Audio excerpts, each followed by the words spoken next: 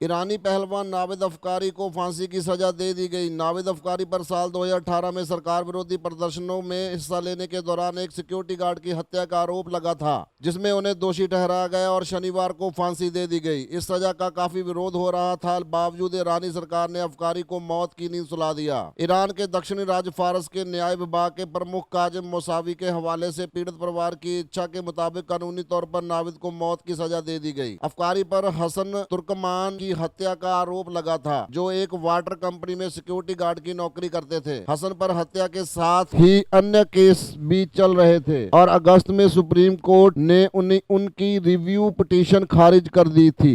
नावेद अफकारी 27 साल Greco Roman पहलवान थे। उनके परिवार ने कहा था कि इस जुर्म को कबूल करने के लिए उनके साथ जबरदस्ती की गई है, टॉर्चर किया गया है।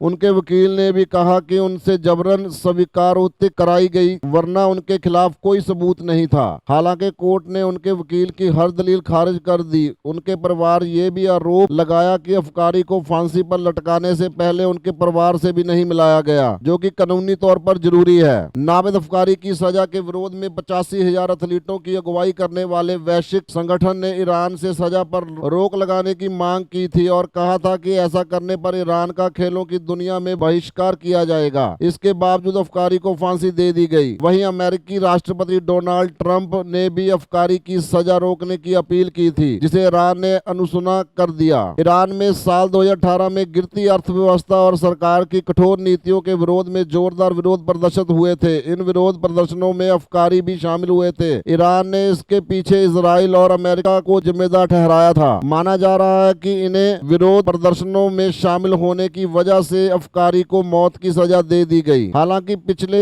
महीने ईरानी चैनल पर अफकारी का एक वीडियो दिखाया गया था, जिसमें वो कथित तौर पर अपने गुनाहों को स्वीकारते दिख रहे थे। इस दौरान उनका लिखित बयान भी दिखाया गया था। हालांकि मानवाधिकार संगठनों ने इसे सरकारी प्रोपेगेंडा बताकर खारिज कर दिया था।